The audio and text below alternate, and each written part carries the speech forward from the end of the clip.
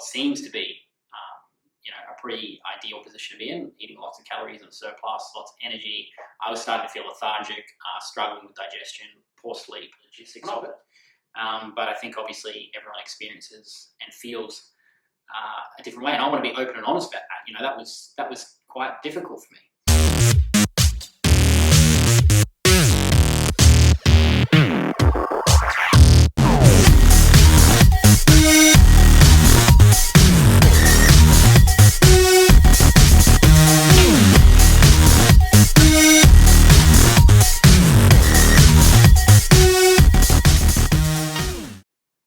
Guys, welcome to part 2 of the improvement season. Now, part 1, if you haven't watched it already, go and watch it. It is all the logistics of how I went about the last 3 years. So a lot about me, a lot about my current starting point, what happened since stepping off stage in 2019 and starting prep in 2022. Now, this is going to be a little bit different. Okay, so some of the things that I didn't talk about in part 1, I'm going to talk about in part 2. Now, what I mean by that is we're going to talk about the reality of a few things that are talked about a little bit, but perhaps I can add something to that from a personal perspective. So when you're in an improvement season, or what others would call an off-season, and you're away from stage, the things that we have to deal with are quite different. Okay, so one of the biggest things is probably our mindset. When we're getting lean and preparing for a show, we're continually seeing progress. So although there's a lot of stress around being ready for a show and being exactly how we want to look, the difference is when you're in an improvement season, you're more than likely accruing body fat progressively, as well as hopefully accruing lean body mass, which is the intention. But because you are accruing both at the same time, it can be difficult to see exactly what your progress is looking like. And for that reason alone, I think a lot of people struggle. Now, I think that's where you have to look at your metrics. You have to look at not just your weight, you have to look at tape measurements. I think that's a good thing as well. I think what's also understated is probably the importance of having someone there, whether it's a friend you trust, a partner, but most ideal if you have a coach, someone who can oversee that process. Just like in prep, your mindset will waver, your confidence will ebb and flow. And so having someone with a level head to, that is not emotionally attached to the goal can pull back and look at things from a logistical perspective and give you more confidence that what you're doing is, and where you are, is where you should be. Because that's where the similarities are in both the prep and improvement season. Is doubting yourself.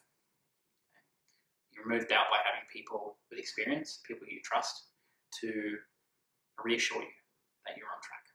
Second thing, I think the biggest thing is body confidence. Now, I peaked in my improvement season at 81.4 kilos. That was nearly 10 kilos above what my previous highest was back in 2019. So in that last 3 years of improvement, that's a lot of extra weight that I wasn't used to, dealing with things that I hadn't dealt with before. So all the clothes that I owned didn't fit me, right down to, underwear wouldn't fit. All these nice shirts, when I went to go to events, I had to buy new shirts. From a confidence perspective, I used to always wear singlets in the gym, and now I was wearing t-shirts. So there was definitely some things that I had to readjust from a mindset perspective based on my body confidence. And that was all a bit new to me. Now, I think it eventually did take me a little while to sort of accept that. I knew it was going to happen, obviously, being a coach, knowing and being in this industry for quite some time. I know the logistics of it. But I think obviously everyone experiences and feels a different way. And I want to be open and honest about that. That was quite difficult for me. But in saying that, I think once I got over that little hurdle, I got to a place where I was actually very confident. Not confident because I was shredded or that I looked incredible, but I think just confident that what I was doing was exactly what I needed to do. And I think that's where the confidence really comes from. And it's a good message for a lot of people. If you're just chasing, the shredded physique for confidence, yes, it can help, but I think it comes down to a little bit more than that, because because it comes down to reassurance, at least for me as well. Reassurance in that you're progressing, you're on the right track, and that what you're doing is going to set you up for long-term success.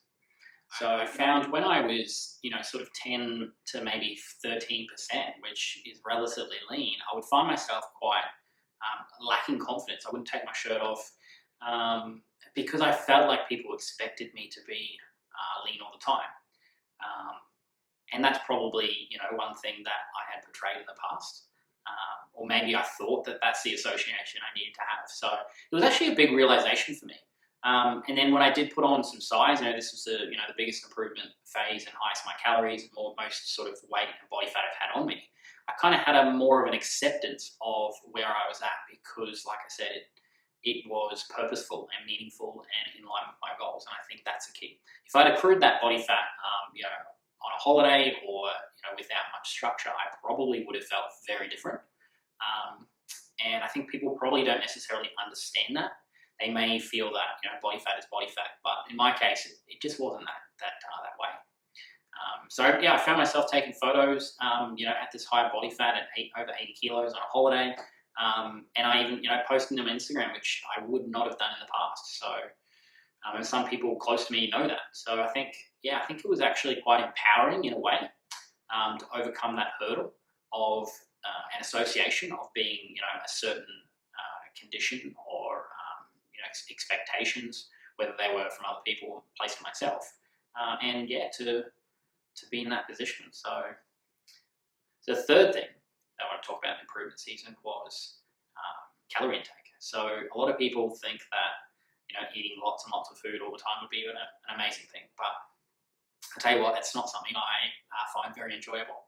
And Joey will attest to this. When I came on board with him, it was a challenge. So I wasn't 100% adherent. I was very accurate most of the time, but there were definitely times where I couldn't reach the calories. I felt sick, full, struggled to sleep. And look, there's some things I could have done, better in terms of meal planning or in terms of things like that. But yeah, look, it was difficult for me. And like I said, I'm being hard on myself. In reality, I probably was about 85 to 90% at least. But there was more in there, or there could have been more just from. But yeah, I found it difficult.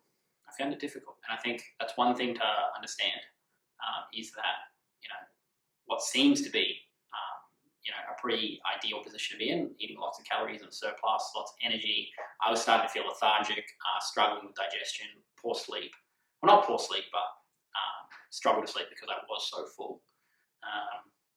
Yeah. Now, the positives I was in improvement season, my recovery was really good. I did get lots of deep sleep when I slept. I slept really well, and I was strong. So I was able to, really improve and progress a lot of those key lifts for the key areas that I was after, which, later in the second half of the improvement season, moved mainly to my hamstrings, and full posterior, so my back, my hamstrings, my triceps. So hopefully that gives you some insight into the improvement season. I just wanted to do a second part, following on from part one, because it was very logistical. Part two hopefully gives you a little bit more insight into more of an emotional aspect, more of some other considerations, certainly things that I experienced, and hopefully some things that you guys might be able to relate to or use if you're about to prep soon. Thank you, guys. And look, if you haven't already, please click subscribe. I'd really appreciate it. I'm going to be posting quite regularly on here. And yeah, hopefully you guys will find this whole channel, all these videos that I'm sharing, hopefully you'll find them valuable and you can share them with others who are thinking of competing or have competed before. Thanks, guys. See you in the next one.